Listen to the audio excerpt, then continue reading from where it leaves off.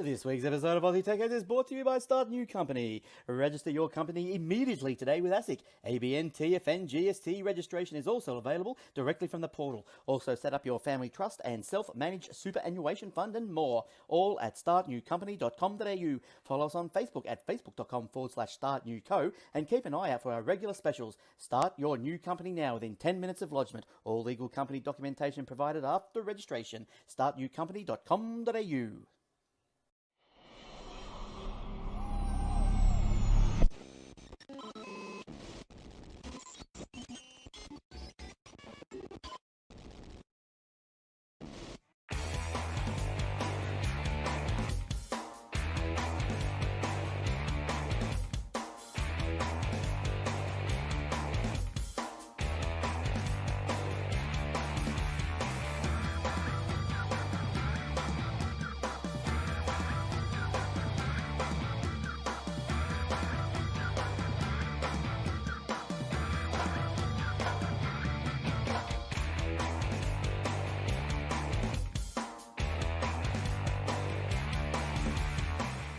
And also brought to you by athwebhosting.com.au. All our servers are operating on SSD drives, immediate activation, SSL certificates, Aussie support, domain registration, and more. Easy install WordPress, Joomla, Drupal, and 300 other one-click installations. Generous space and bandwidth, auto backups, WordPress help and maintenance plans are also available on Contact.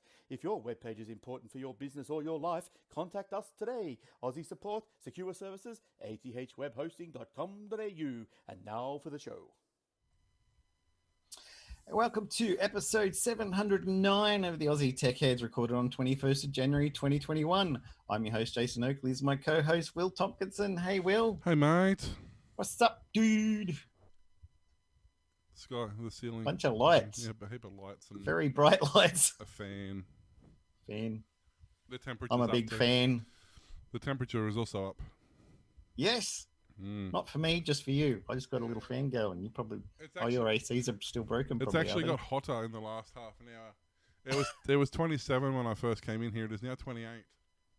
You're just too hot, mate. You're putting off all this heat, energy. It's all the stress and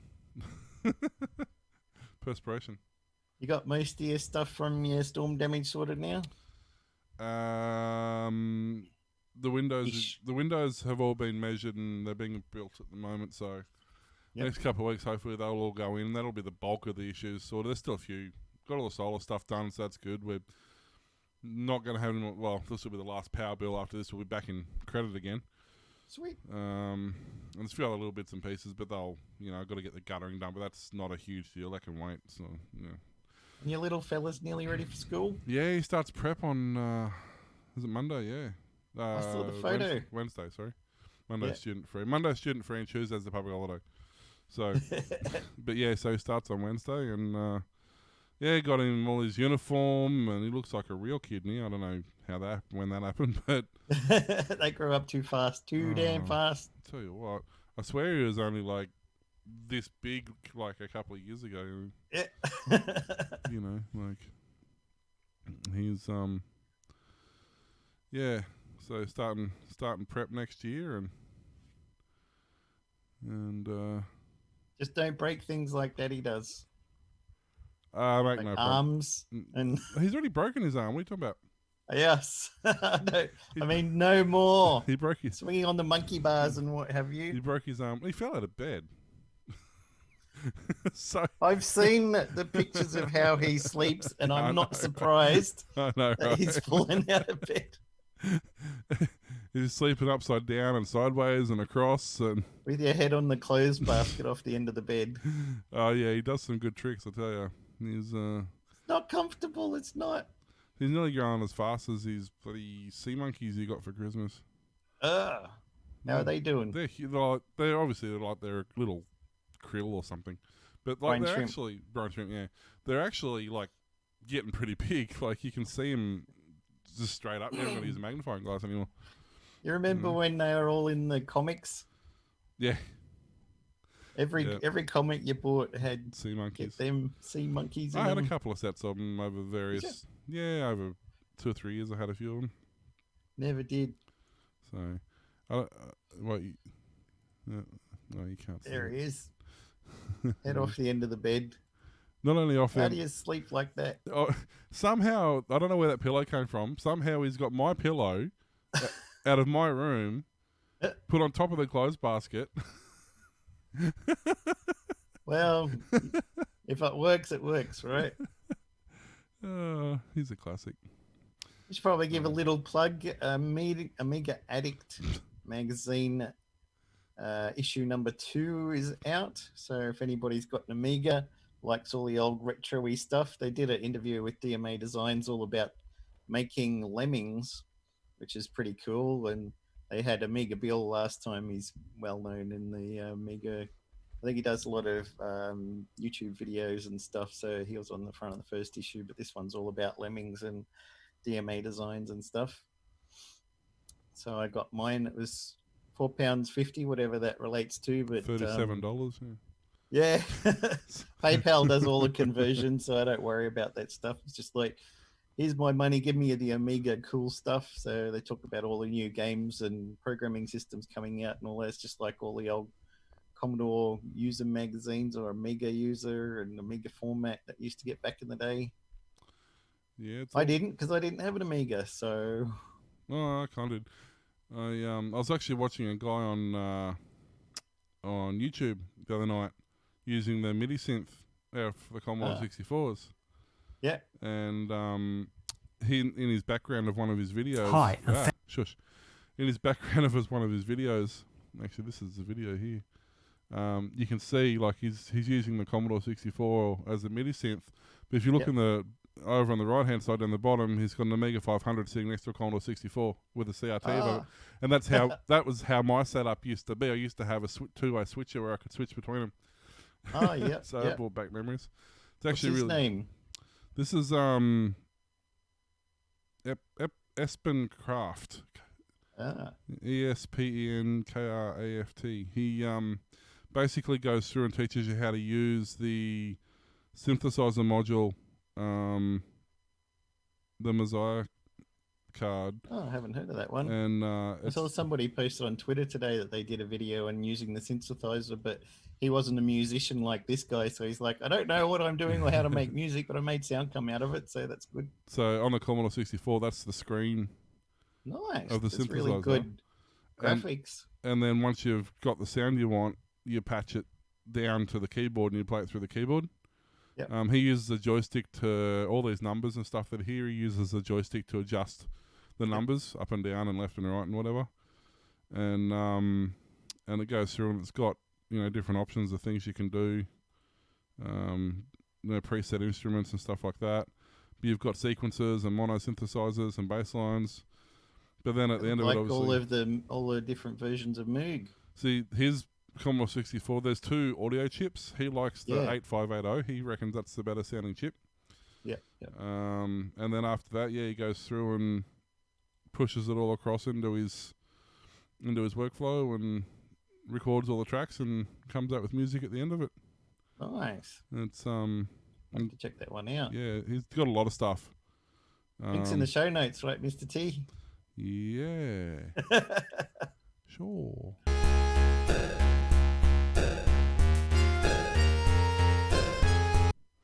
So, yeah, but he's got a lot of stuff. But I actually just came across his because I saw the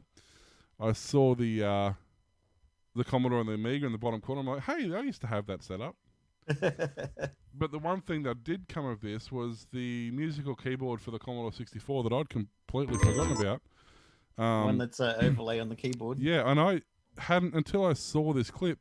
I actually had one of these, and I had completely forgotten that I had one of these. But yeah, that's the overlay you could use as part of the MIDI synthesizer as well. You could play on the actual keyboard as part of the overlay. Nice. And I sucked at music, so I didn't know. But there was a few things. The incredible keyboard. I wish I had kept it because it was in the box and everything. But it was weird how all this stuff just randomly appeared on my YouTube, even though I've never searched for it. Yeah. It's like Facebook; it knows what's in your head. Don't worry about it. This is fine. So we've all had interesting retro weeks. I'm just waiting for my new M2 hard drive to arrive. Yeah. 1 terabyte. You won't know plug yourself. straight into the keyboard, so I'll have 2 M2s in there soon. Yeah, they're fast. Yeah, that's what I'm hoping for. Well, I've got. How fast can you load up Minecraft or 7 Days to Die? Well, it's funny. You the decompiling of the program becomes the bottleneck now. Yep. Like when I load up 7 Days to Die or I load up this new mod pack we've got, it still takes me a minute or two to load it. Mod pack takes so long to load. I watch like join server and it just sits there. It's almost like it's a predetermined load time because I sit there and I watch my system properties. And my hard drive's at like 1%, and my CPU's at like 3%, and my RAM's at like 5%. Like, nothing's working. It's just literally sitting there. It's like the program's got this timer in it that goes, no, you're going to wait 60 seconds no matter how fast your system is. And you don't even get a Pong game or anything. No. But I have noticed, though, that my Windows boot time, because I've got them rated because I record, obviously I'm recording the show while I'm streaming and stuff like that, so I'm using the hard drives, but I didn't need to raid them. Like, realistically, one drive would have been fine. I'm only they're rated like this, recording in full HD in RAW format. I'm using 3% of my hard drive speed. So, so I probably should have just not even worried about raiding them and just had 2 storage drives instead of a double C drive in RAID. So, but keep your raids for Twitch, son. They're good though. They're good. And we now also have extra episodes of Aussie Tech Heads just for Patreon, so sign up if you want to access those. If you're already a subscriber, you should receive an email when we upload them. If not, log on to Patreon and watch us, as these people have done. The people are literally just coming on the screen. That are coming on the screen. You went too soon. Anyway, we've got Kate, we've got Bouncing Our Skull, we have Danielle and Amanda. We have David Bird, we have Chris, we have several others we'd like to thank as well who wish to remain private, and we also have Andrew G. Andrew G, of course, who is paying through PayPal, which is another option, or there's Ko-fi as well, which you can figure out how to spell. And now we're not sure if we're going to do a weekly Patreon special. So we do have a special up, and if you're a patron, you would have got a notification about it. If you're not, you should have been watching a stream, because I gave you a teaser trailer on the stream. But yes, there is a special, what we call Aussie Tech Roundup, which is an evolving show at this stage. We're not 100% set on format or timing. It will be roughly a 10 to 15 minute show, that much we know. We can keep it that short. That's the hard part, is not talking too much. In theory, it'll be a 10 to 15 minute show. So many episodes over the last 10 years, and we're like, there's no news to talk about. I don't know what I'm going to talk about. And then the show's gone for an hour and a half, and we're like, we should probably stop now. It's only supposed to be an hour show. What do we talk about? I don't know. The funny thing is, when Aussie Tech had started, it was only a 20-minute show. So as it's got older, it's got longer. But yeah, so where's the Aussie big head? Wasn't he around? He was. So Aussie Tech Roundup, basically, it's going to be a Australian tech. Indifferent to Aussie Tech Heads. Aussie Tech Heads will often go into a lot of detail about it. We'll explain stuff, things like that. This will be just a quick, interesting story, maybe a 30-second sort of say something about it and move on to the next story. Be much more compact. We're going to try not to overlap stories as much as possible. And there'll probably be a few little fun things in there for the Patreons. You don't want to pay to hear the same story again. No, and it'll be a slightly different format. So there'll be a few other little treasures in there for Patreons as well, which, unless you're a Patreon, you need to be a Patreon. So you just go to patreon.com/Aussie Tech Heads, and then you can sign up and be a Patreon. And get the special Patreon episode. That's it. Patreon. So. And Andrew, if you're listening, buddy, if you do want to have access to it, because you are PayPal, you are paying a fee. So, good enough. Let me know and I'll shoot you a link to the episodes. Episode currently, but, we're probably going to try to shoot for like 2 a month, but that's up in the air at this stage. Yeah. So there you go. Should we get into some news? Why not? Let's do something different on a news show. The New South Wales government has opened tendering for a gigabit fibre network to provide high-speed, reliable internet services to Wambone, Bywong, and Sutton in the state's southern Tablelands. You made those up. Right? The network, which is slated for rollout from 2022, will be first piece of major infrastructure delivered under the government's $400 million regional digital connectivity program.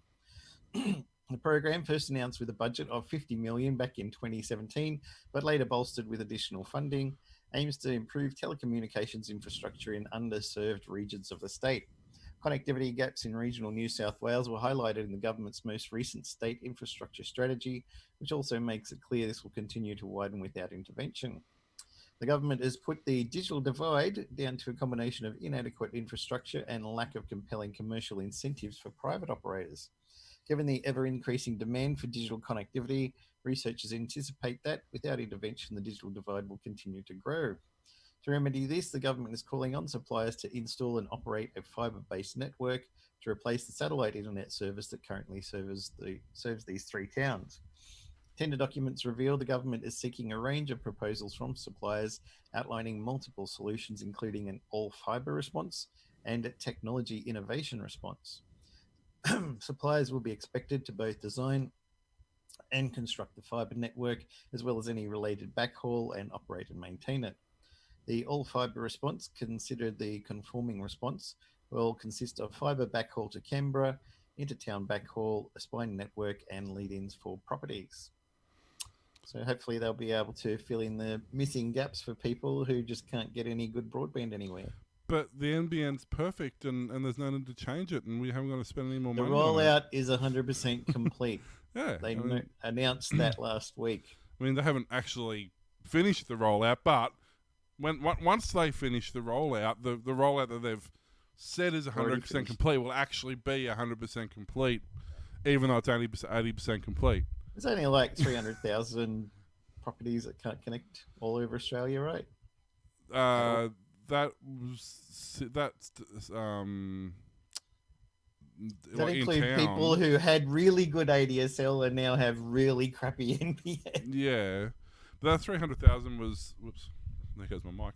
That 300,000 was not like rural and stuff. They didn't count because they were supposedly never connected from the start because they're on satellite. Which, even though the satellite's part of the NBN, if you're rural, it's not NBN satellite. It makes sense to somebody somewhere, I'm sure. No, it can't. It's not possible. Nobody made... But the thing is that the people who wrote it thought somebody could make sense of it. That's what happened. Yeah. And the people who couldn't figured it was their fault, so they weren't going to say they couldn't make sense of it because they couldn't understand it. They're like, well, clearly it didn't get this far without anybody understanding it, so we must be the problem. It all sounds like government hyperbole to me, son. Yes. Good old government. Make it up as you go along and pretend it's all good. That's it. And just pretend you meant that from the start. Unless it doesn't work, in which case somebody else's fault. Yeah. Whoever's in opposition, I don't care. Yeah, exactly. Doesn't really matter. New South Wales Police. There you go. There's a whole other story. But this particular story is about they're trialling the new electric Hyundai Kona. They're putting it in its fleet. They're trialling it for the next 12 months to see how it performs. It's being used for Penrith Police for daily patrols, community events, all that sort of stuff, which is kind of pointless because the thing's really fast. But anyway, it's sponsored by Hyundai. The small SUV doesn't feature the usual crime-fighting sirens. It's just got distinctive red and blue police livery with a sticker on the side of it. It doesn't have lights or anything on it. I don't kind of understand what they're trying to achieve, but I mean, it's long range. It's 485 k's roughly to a charge. The specs on it are pretty impressive. Like, it's, you know, they're saying their current pursuit vehicles are like the Chrysler 300 SRT, which is a 6.4 litre V8 Hemi, 0 to 100 in under 5 seconds, and the BMW 530D, which is a similar sort of, speed vehicle, about, 5-ish seconds. This thing can do basically that. A Tesla can do it in half that. It's just kind of strange that they would choose, like, what they're doing with it. They're literally like running down the shops and buying donuts with it. That's pretty much what they're doing. Or they're taking it and putting it in front of a school, sending it to a school for a promo or whatever. But it's supposed to be a long distance EV. Like, you're not doing long distance with it. You're not doing any performance with it. You're not doing anything that, like, you're doing a few Ks in this thing, which wouldn't cost you anything to do in a petrol vehicle anyway. I don't understand. Just because they can? They can, but you think Honda would go, hey, look, we'll give you one of these things, but can you at least do something useful with it? Like, you know, chase the baddies or something. Make it at least a squad car. You know, not just a. Anyway, it's just. Did funny. You see the? I think there was an article I shared today about some new battery technology or something. They reckon is going to be super duper fast charge and charge as fast as you put petrol in your car. Or something. Here's the thing: all these work in the lab. This has been a thing for the last 10 years. There's all these instant charge and super fast charge and really high capacity battery packs, and they all work in the lab because they give them the right conditions to work in the lab. You put them into a real world situation and they just don't work. It's been proven, you know, the Teslas, because they have such a complicated battery management, they have active heating, active cooling, they've got all this stuff, and they get the most out of their packs. They've proved it. It's not unusual to see, you know, 500,000 plus miles on these battery packs, because they are so complex, but their complexity allows that flexibility.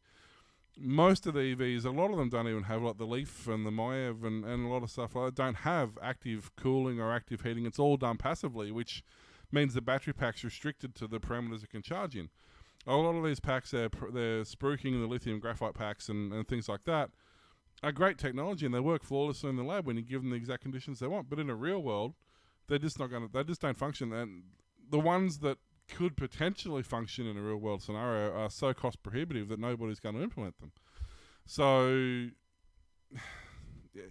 know, it's unfortunately, it's one of those things where, yes, a lot of this technology exists. It just either can't be or hasn't been or won't be for quite a while implemented into reality. Especially given that if you're designing an EV now, you're not designing the car for next year's release. The EV you're designing now is a 5-year plan. Yep. Like, you've already designed this year's and next year's and the years after. So even if this new battery technology becomes available, it's going to be 5 years before you even look at putting it into your model, which is 5 years down the road. So it's 10 years away before today's technology becomes available. So what's going to be available in 10 years? So this is why why they don't do it, you know. Never-ending chase. It's just constant this, you know, like the Nissan Leaf's a classic example. When it came out, had a 20 kilowatt battery pack, which gave it like 100k range. And then the next model came out a year later, exactly the same. All in Leafs have exactly the same size battery pack, but they went like 20, then they went like 24 kilowatts, and they went 28 kilowatts, and they went 32 kilowatts. Like every year, exactly the same size pack got more and more powerful, and the newest one's 66 or 68 kilowatts. It's over 3 times the size of the original pack that came out 8 years ago. You know, and then that's just the progression in I guess consumer grade, in, you know, relatively cheap batteries, mass produced batteries. The capacity and the life cycle and the durability, and that's all increased over these years. And Nissan Leaf went, well, we don't need to design a new car. The car itself's fine. They made a few cosmetic changes and a few bits and pieces, but effectively they kept it the same. And you literally just change the battery pack. If you've got an old car, the battery pack's getting tired and worn out, you take it in, you spend $5,000, you get a brand new battery pack that's like 3 times the range of your original one when you got it. Nice. So it's pretty cool. But yeah, it's one of those things that the technology is moving much an entirely different timeline than the practical application of the technology. The two timelines never see each other.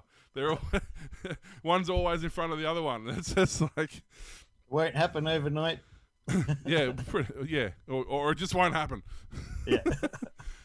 Well, since we're on the subject of Hyundai Motor, the parent automaker of Hyundai and Kia, will task the Kia division with the Apple Car work.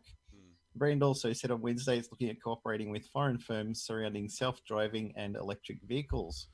Kia made no mention of Apple, though the comment follows reported connections to the Czech giant. Earlier this month, various reports pegged the Apple Car as alive and well inside the tech company. and said we could see a final vehicle in 2024 at the earliest. A several report said the company may show a prototype of the vehicle next year. Interestingly, one of the reports last month also named Kia's factory in Georgia as the rumoured home for Apple car production, which coincides with news of Kia's possible involvement in the latest round of rumours. Reportedly, Apple is hard at work on breakthrough EV battery technology and automated driving systems to help usher in a game-changing car. Choosing an established automaker to handle final production seems simple, since Apple has zero history of building cars. If you need an example of how difficult it is to build cars, take a look at Tesla's relatively short history in the business. Earlier this month, various reports had pegged the Apple car as alive and well inside the tech company, and so we could see the final vehicle at 2024. Separate report said it might be next year. Interestingly, we did that one. Reportedly, Apple is hard at work, and hopefully we should see it either next year or 2024. What do you think? I don't know what they mean about Tesla. If it wasn't for Tesla, we wouldn't have any of these EVs. They've only come to market because Tesla pushed the point. Yeah. So I'm not quite sure what they mean by that. If they weren't there, we'd still be waiting. I mean, there's always, ever since cars, since the late 1800s, there's always been electric vehicle options. They've just been very, very killed limited. the electric car. Yeah, well, that's actually a really good story to watch. But there's always been some form of electric vehicle. There usually has been garbage. It wasn't until Tesla came out that they went, well, hey, hang on, these can be an actual real daily driver car. And people want them. That was the main thing. Yeah. They're always like, we could make electric, will people buy it? And Tesla's like, here's a car, buy it. And they're like, oh, people want that, and they're actually buying it. We better make one too. Hey, Fred. They were smart because they went, hey, look, we're making our consumer-grade car that everybody can have. But before we make that, we're making, I can't remember what it was, 600 or something, Roadsters. And these are only for the elite people. They're a $2 million car. They don't cost $2 million. They only cost $1 million, but we're going to sell them for $2 million because we need the startup capital. And there's only 60 of them or however many we've made. And we'll number them so you can be like, I got my Tesla number 20. And it's exclusive to people who we're not asking for deposits. We're asking for the full $2 million down. Put it in front of us. We'll build you a car.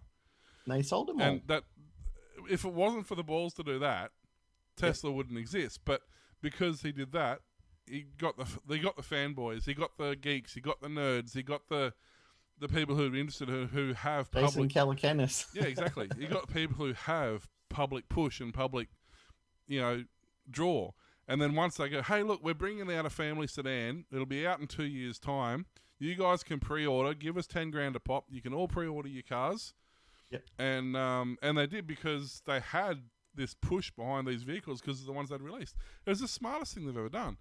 And as to car manufacturers not producing electric vehicles or not having a history of producing cars, well, that's irrelevant. A lot of the new car manufacturers that are coming out, or electric car manufacturers that are coming out, have never produced cars at all.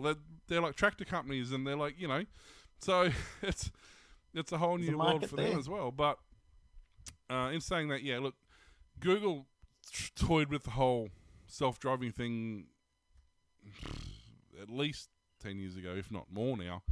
They had the Prius. They were working with the Prius to make it happen.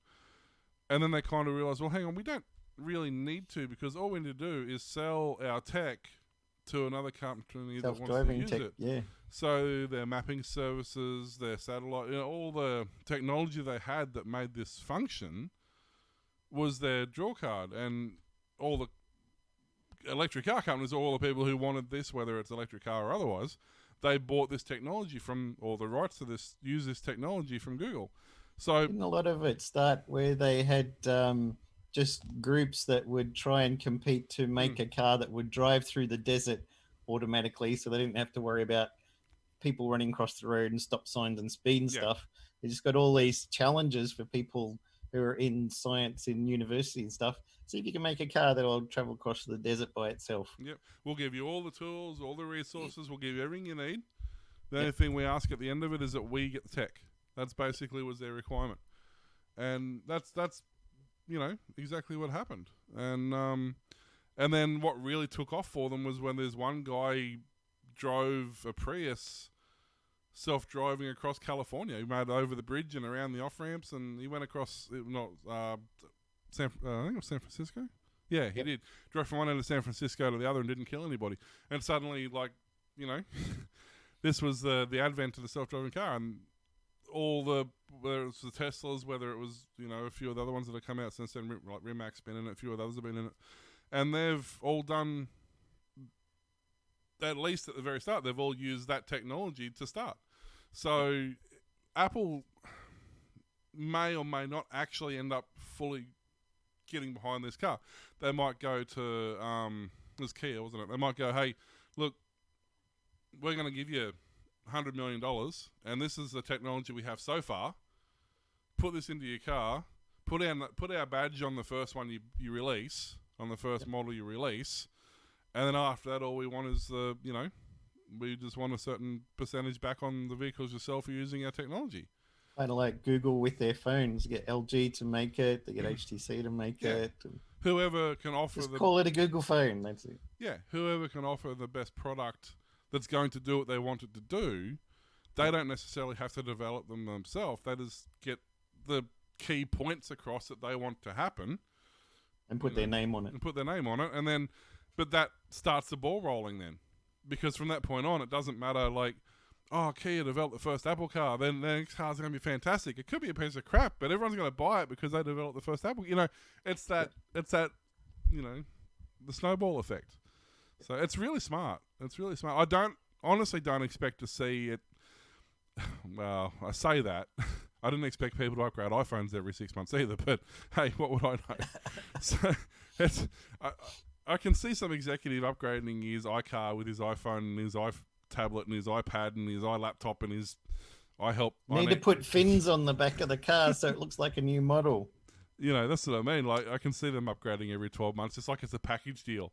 You get all this stuff chucked in the boot when you buy a new car. But I can't. Yeah, I don't necessarily expect Apple to necessarily be in it for the long haul, but to certainly get involved with it and get everything set up, I think is going to work wonders. Have technology subscription services. You buy one of our cars, you get the technology subscription service for the car. We'll throw an Apple TV, a couple of watches, a couple of iPhone Pros. Yeah.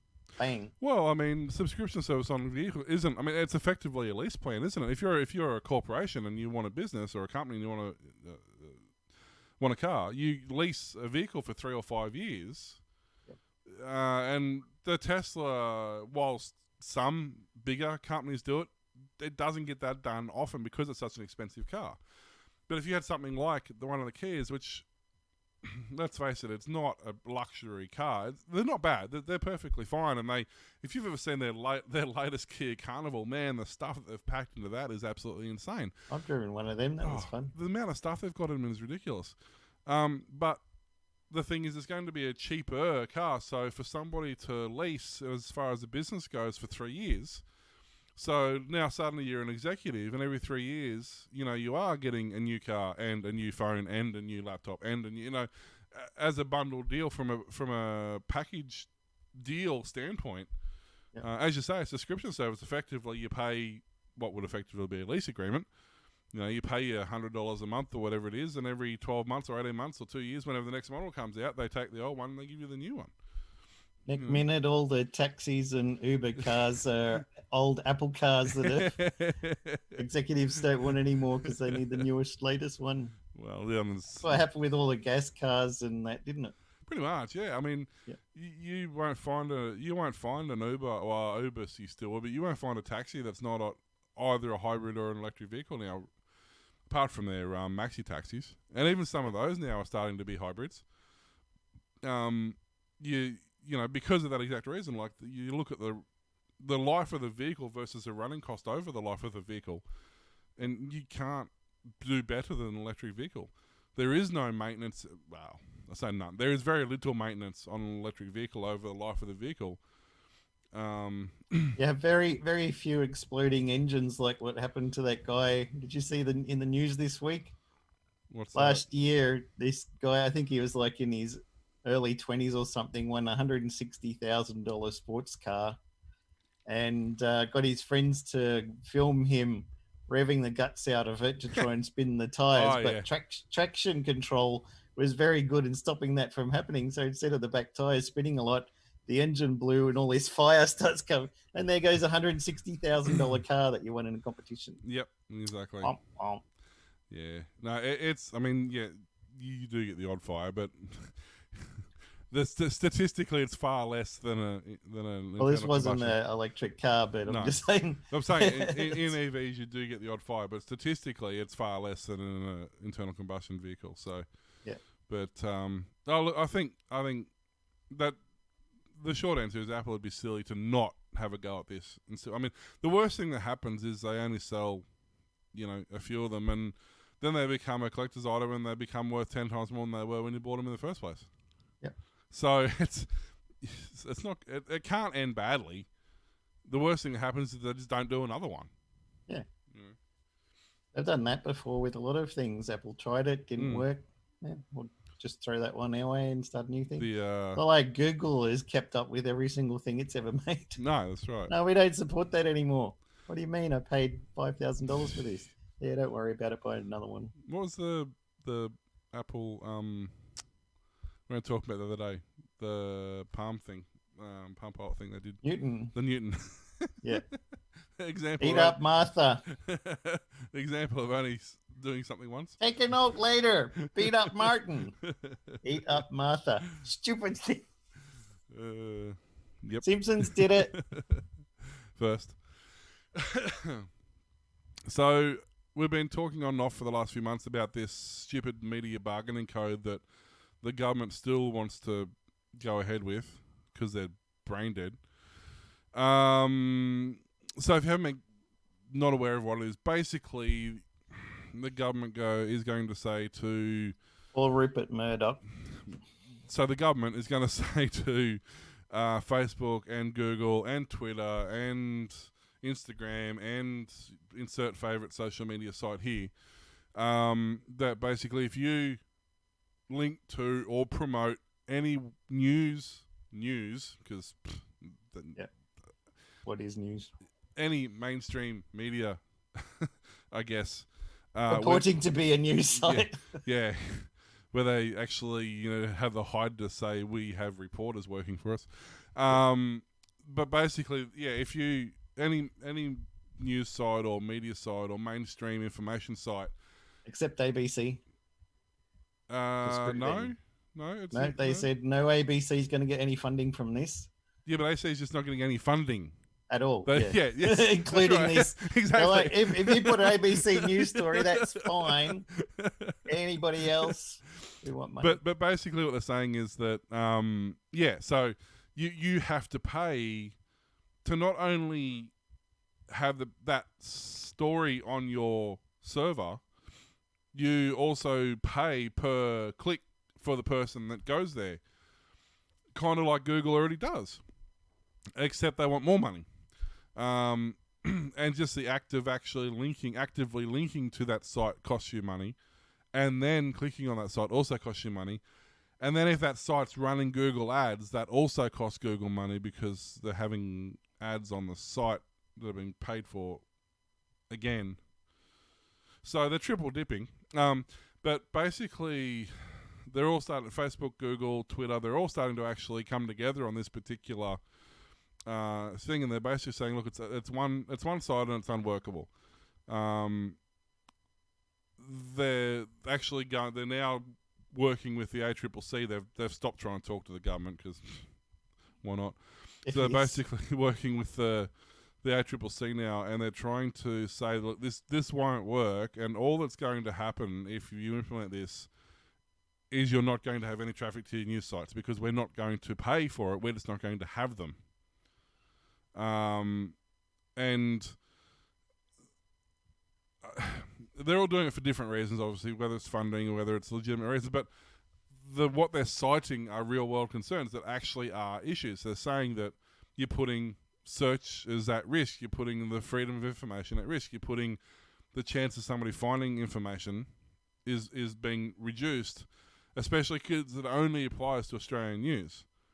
And then what happens after they pay all of this? Then the end person still has to pay for a subscription to the news site Yeah. to read the article once they get there anyway. So it's like quadruple dipping or fourth wall breaking, people. Fourth wall. Exactly. And it's just getting to the point now where Google and Facebook and Twitter and Instagram and another... Actually, not just I shouldn't say Google. I should say search engines. So, Google, DuckDuckGo, Bing, MSN, all these, which is a news company as well. Yep, which don't make no sense. All these search engines are going to ban searching for Australian news stories because they're not going to pay for it. They did a test in the last week too. They did, and it was. Okay, so as we're saying earlier, we're setting up the show for Patreon, right? And we're trying to base it on Australian news. So what happens when search engines block stories about Australian news when you're specifically searching for Australian news? It makes it incredibly difficult. It took us at least an hour to find, what did we end up finding, 2 or 3 stories each? And most of those were coming from overseas sites via weird links or our direct RSS feeds rather than search engines because we couldn't get in through search engines. And this is just a small example of what's going to happen. And the little Australian government who thinks he's a little scrapper and is going to take on the big corporate multi-international companies. Yeah, good luck with that. Yeah, exactly. And here's the thing, with the way that this is being played out, Google's also been saying that the annual economic value it brings to Australia via ad revenue to the media outlets is about $53 billion per year. Well, that's hardly anything, is it? I mean, we should get double that at least. It sent more than 3 billion visits to Australian news businesses' websites. They don't want that. And basically it estimated about $200 million per, if you average it out, not they're all going to get even share, but if you average it out across even shares across all the news sites, it's about $200 million per site, per news site. But what they're saying is that, where did I just read it? Google's already seen a number of news businesses independently, so on top of what the government has already suggested as a reasonable amount of money, Google's already seen a number of news businesses dramatically increase their demands, in one case threefold, in the amount they need to be paid to have their stuff show up on a search engine. Like, you do realise that is the opposite of the way that this works. You pay mean the hundreds of millions that we're giving them from our tax money? Yeah, exactly. You're supposed to pay them to be promoted on Google. Google doesn't pay you to be promoted on Google. It's so dumb, but this is becoming a real thing. And getting decent information out of Australia is hard at the best of times. But the problem is it's not just going to hurt. And here's the other thing with this. It's a supposedly opt out. So a lot of the smaller resources, smaller newspapers, smaller blogs, they've all said, oh, we're going to opt out. So the government went, no. You can't opt out. We're just calling it opt out. But you can't actually opt out. All it means is if you opt out, you don't get any revenue from the ads. We get it instead of you, but you still are behind the paywall. Fantastic idea. So originally the thought was, hey, it's not going to be a bad thing because a lot of the small guys, the independents, they're all going to rise to the top. But now they've been blacklisted, so they're not only are they going to stay at the bottom, they're going to stay at the bottom and not get the ad revenue. Work, Aussie government. You're a bunch of heroes. So that's absolutely fantastic because we can't get enough people searching for Aussie tech heads as it is. Yep. This is going to make it even harder. Too busy watching YouTube reaction videos. Yes, there's more money in that apparently. You like opera, right? I love it. Actually, before you start your story, Sole mio. the best, yes, Ace. The best way when you are doing stereo installs for a living. The absolute best music to test the car audio install and also home theatre is Opera, because it has basically every single level of audio that you could need. Yep. It's All the classical fantastic. stuff's I mean, good. I can't stand listening to it, but I love using it from a technical point of view. And the best thing to test out a new TV, get a Blu-ray or higher copy of Fifth Element. I have actually Color range is the best test for anything. I had heard that, yeah. I've never actually tried. I should try. I've got the Fifth Element there. I should try it and I've only watched it like 10 times. I guess that makes sense though, because it's a very vibrant film compared to a lot of other films. Yeah, a lot of outer space shots, a lot of action shots, a lot of everything. Yeah, there's big contrast in a lot of the shots, whereas a lot of them, like Matrix, has got a lot of black, and you get some. Then there are a lot of bright colours. Like there's not this. Well, they put blue tinge on here and a green tinge on there, which sort of they're not screws true, up. not true scenes. Yeah. Yo-Yo Games, the company behind Game Maker, is now part of Opera. Game Maker Studio 2 is a fantastic platform that allows anyone from a high school student to a pro to create games and then export them from a single code base to various platforms, including desktop, mobile, web, and consoles. This means that whether you're an advanced developer or beginner, you can use Game Maker Studio 2 to create your next 2D game. Opera GX is a browser built for games, with features that include countless customization options, sound effects, background music, a gaming-inspired design, as well as CPU, RAM, and network bandwidth limiters. GX is less resource-hungry and there leaves more of the computer's resources for gaming. Looking forward, Opera has big plans for Yo-Yo Games and Game Maker. Together with Opera GX, Game Maker will form the cornerstone of Opera Gaming, a new division focused on expanding Opera's reach and capabilities within the gaming space. Today's news signals the start of an exciting new journey, one that we'll believe will unlock many exciting possibilities for developers and educators. Yo-Yo Games will continue to be based in Dundee, Scotland, and General Manager Stuart Poole and Technical Lead Russell Kay will both remain with the business. We're very excited to start working with the team at Yo-Yo Games, said Christian Colondra, EVP Browsers at Opera. We see the platform as being an ideal acquisition to complement our global ambitions in gaming, along with our Opera GX gaming browser.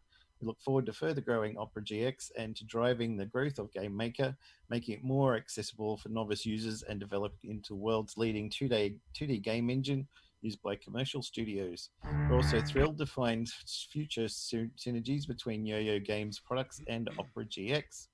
Stuart Poole, the general manager of Yo-Yo Games, said, "It's been clear to us from the first time we spoke to them that the whole of the team at Opera is incredibly passionate about games. Since joining them last week, the positivity and creativity we are seeing from them has been overwhelming.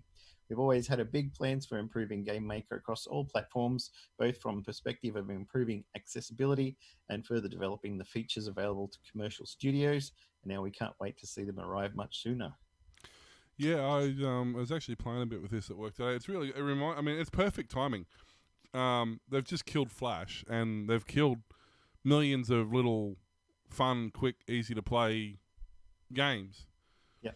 So this is the perfect sort of recovery from that. Yeah. It's so customizable. It's really lightweight too. Like it runs really quick even on a slow system. And if you've got a really fast system, you can throttle your CPU and your RAM so you can emulate a slower system. So if you are designing a game, you can see how it runs on a slower system. Ah, nice. It's really cool. Yeah, I'm quite happy with the way a lot of it's actually panning out. I'd never heard of it previously. It's the first time I've actually heard of it, but yeah, I'm quite impressed with it. It kind of reminds me of was it Unity? Mm-hmm. The other that was it. I think like Unity, Unreal, and this one. Yeah, and I think Unreal was a 3D one. I think Unity was 2D. I think Unity is 3D, but you can make 2D games with make 2D, yeah. But from what I understand, people are preferring this over Unity, saying this is a far better variant, far better option. So I actually did a little game back must have been like 10 years ago in Yo-Yo Games platform just for I did a web version of a game. It was quite fun. I just a little spaceship with some asteroids coming and some bonus things spinning around. You had to collect all of those while dodging the asteroids. Then I did a little thing for my daughter to make it funny. The spaceship, I put her inside the spaceship because I clipped it out of a photo that I had. And instead of collecting the coins or whatever spinning across the screen, it had my face. So you had to collect the daddy. The other thing I like He's about... like, oh, daddy's in the game and so am I. Yeah.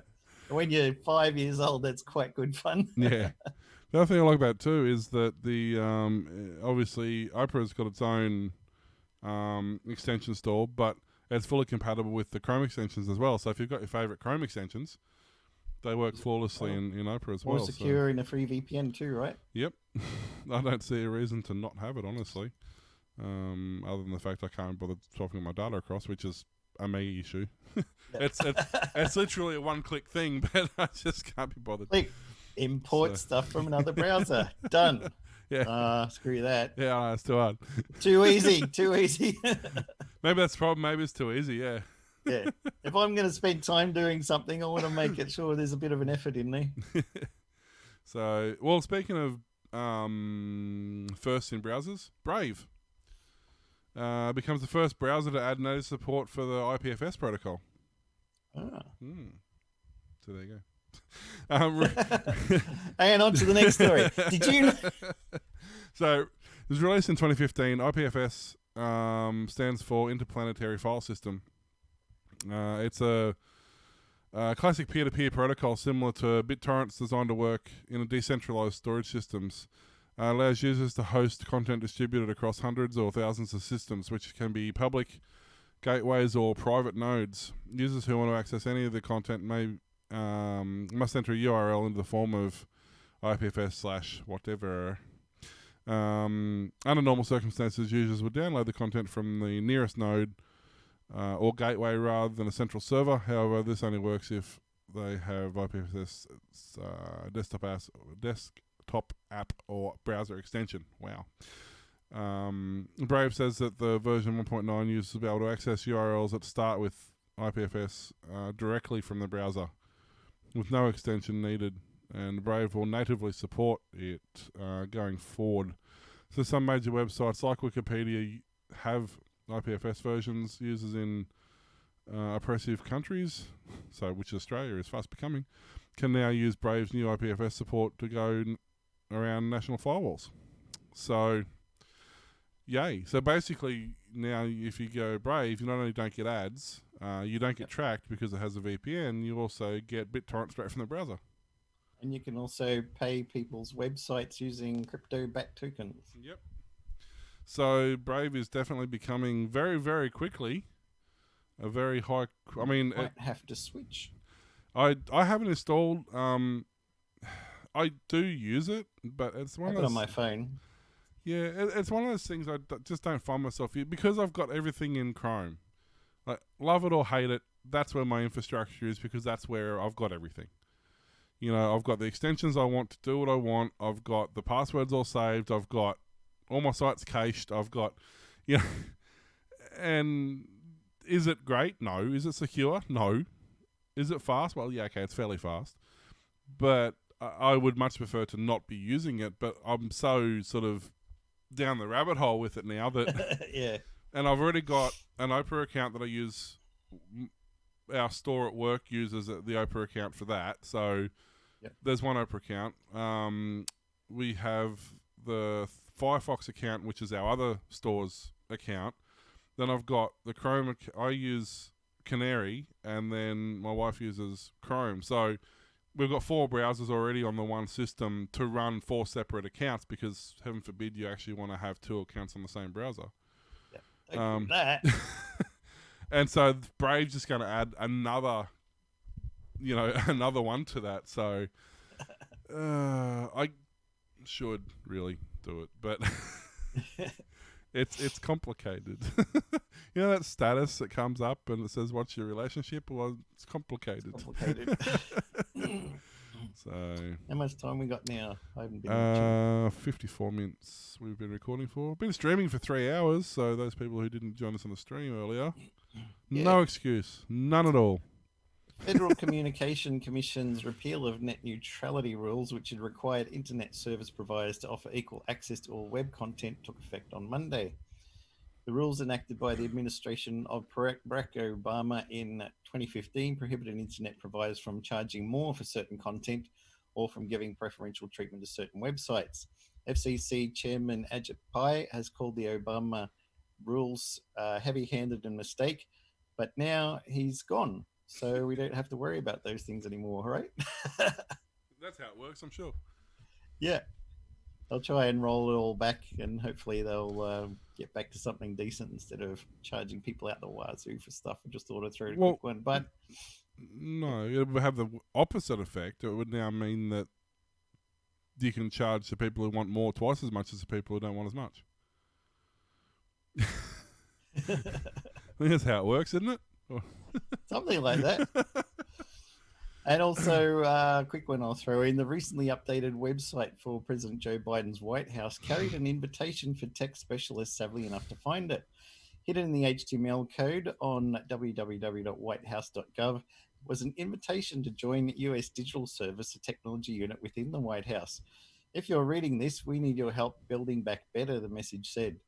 Former President Barack Obama launched the service in 2014 to recruit technologists to help revamp government services, for example, by modernizing Medicare's payment system or reforming hiring practices across government agencies. Tech specialists join the digital service for typically 1 or 2 years. So if you read the source on the page... It only took them, apply for a job. 5 years to find it? Yeah. So clearly, how many people go to that website? Nobody. So sticking with internet, anti-Facebook MeWe social network adds 2.5 million new members in a week. So it's a pretty short. It's basically self-explanatory. They've been sitting around since 2016. It took them It took them 4 years to get 9 million users, and then it took them a week to get another 2.5. Oh. So, but that's basically because they booted out whatever it's called, Plenty or whatever the thing was. What was it? That other one they did, social networking site, they just shut down. I'm complete blank, can't think of it. Signal or Right. Telegram. So basically, they're saying it was not WhatsApp data privacy changes and stuff like that, breaches effectively, which which bumped up these guys because they're secure, apparently, so they say. Yeah. But our good old buddy at Kogan Rustlin needs a slap on the wrist, which is really all he got, because he got a $310,000 spamming fine. Yep. So he spent. He sent more than 42 million emails that did not feature an easy unsubscribe. Well, they did. Every single one of them had unsubscribe at the bottom of it. Or everyone I got anyway. But anyway, apparently he sent 42 million emails that did not feature an easy unsubscribe function. Let me just bring up... Excuse me. Must be the night for coughs. So if I have a calculator here, if I've pressed all the right buttons. So he's got 42 million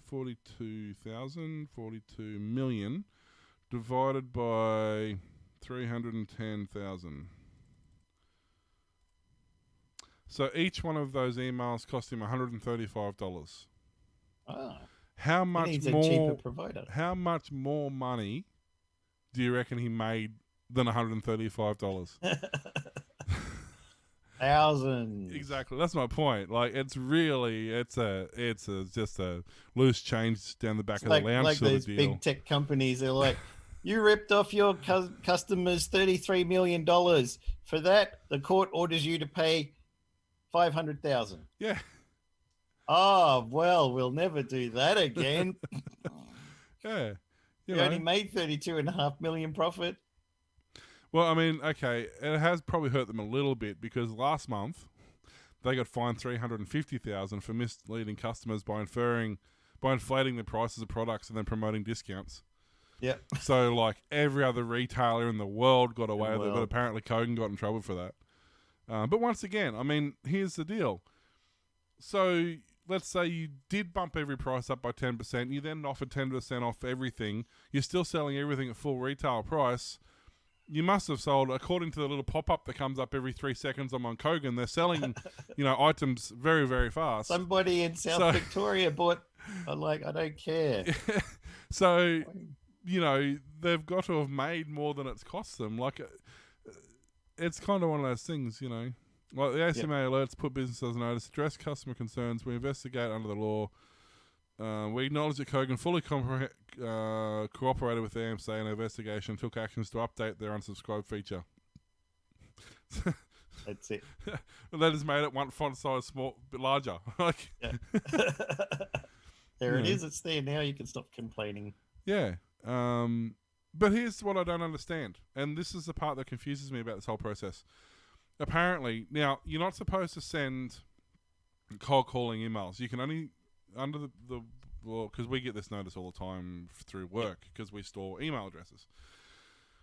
You can only send updates and notifications to existing customers if it's like a change of owner or change of business details, something like that, without their permission. You can't send the marketing material without their permission.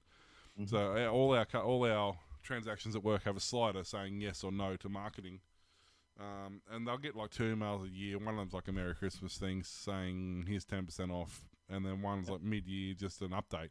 But our marketing ones only go to the people who tick yes, which you don't have to on Kogan. You can say don't opt into marketing material, and they won't. But here's the thing I don't get. They're saying that to unsubscribe, you had to either log into your account, and if you didn't have an account, you had to create an account to log in.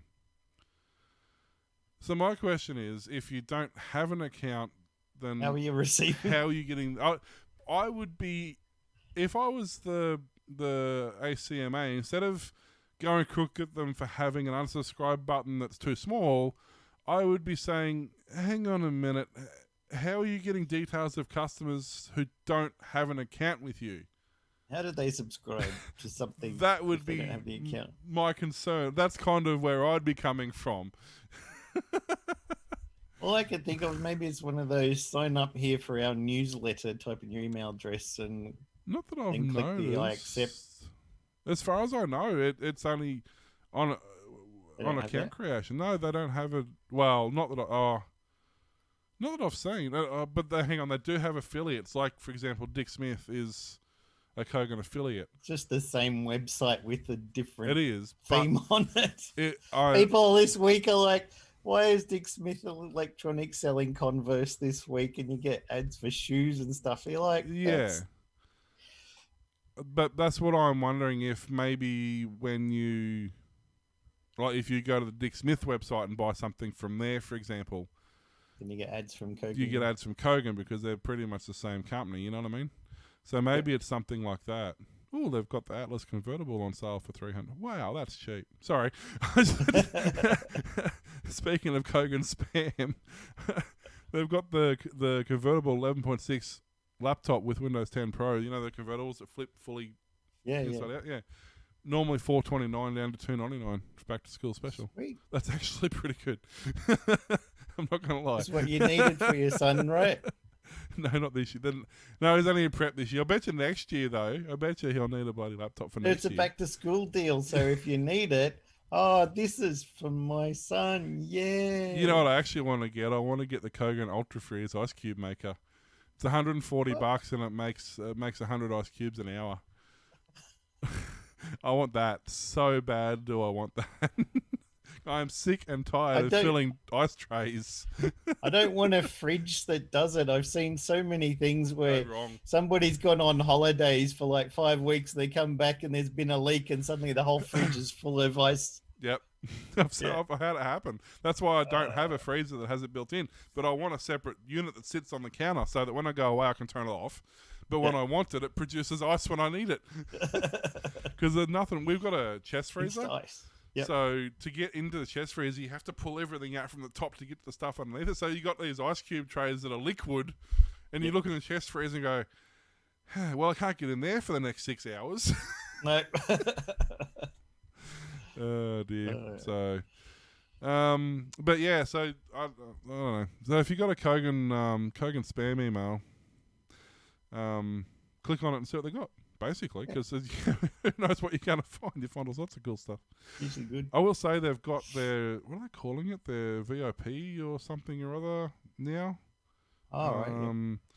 Is that the thing where you can buy the thing before it exists at a cheaper price? No, first it's called. Yep. So if you get the first, it gives you free shipping. And so here's something like Apple AirPods, for example. So the regular price is $3.99.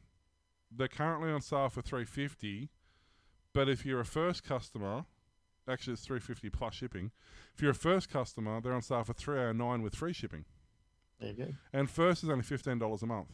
So like Amazon Prime or something. Yeah. So, but it seems to be actually a better deal for it's $12.95 a month. So on that one purchase, you've saved like $100 just by spending $19. And surely you're going to buy more than one thing a month from Kogan. Yeah. I mean, every time I want something small, even little random stuff like a portable phone charger or an SD card or a USB cable, I just get 9 times out of 10 I either go to Amazon or Kogan these days. I almost never use eBay. Don't order furniture if you live at Robina. Or don't order what was that thing I saw on Facebook the other day? Oh, someone was saying I've discovered a downside to marijuana. He said the problem is what I thought I ordered was a big ice cream sundae. Turns out it was an inflatable double bed. You thought it was an Eskimo pie? Because in the photo it looked like an Eskimo pie with layers of ice cream and it rocked up and goes, wow, this is a big Eskimo pie. And he inflated. Hang on a minute. There's a lot of drunk purchases that Amazon make a ton of money from. Oh, dear. So... Thanks for listening to the Aussie Tech Heads show, broadcast weekly. We can be found at facebook.com/Aussie Tech Heads, twitter.com/Aussie Tech Heads, and youtube.com/Aussie Tech Heads. Also now at patreon.com/Aussie Tech Heads. Sign up for $4 a month, $10 a month, or from several other tiers. See the site for details. Don't forget we have extra episodes of Aussie Tech Heads called Aussie Tech Roundup just for Patreons. Sign up if you want to access those. If you're already a subscriber, go check it out. And coffee.com/Aussie Tech Heads, KO-FI. Make a one-off donation of any size. You can email us, Glenn, Will, or Warlock at aussietechheads.com.au. And you can hear Aussie Tech Heads on aussietechradio.com 24/7, back-to-back play of some of the best shows, tech-related shows from around Australia and New Zealand. New shows added each Friday. See you next time. Thanks, guys. See ya. Bye.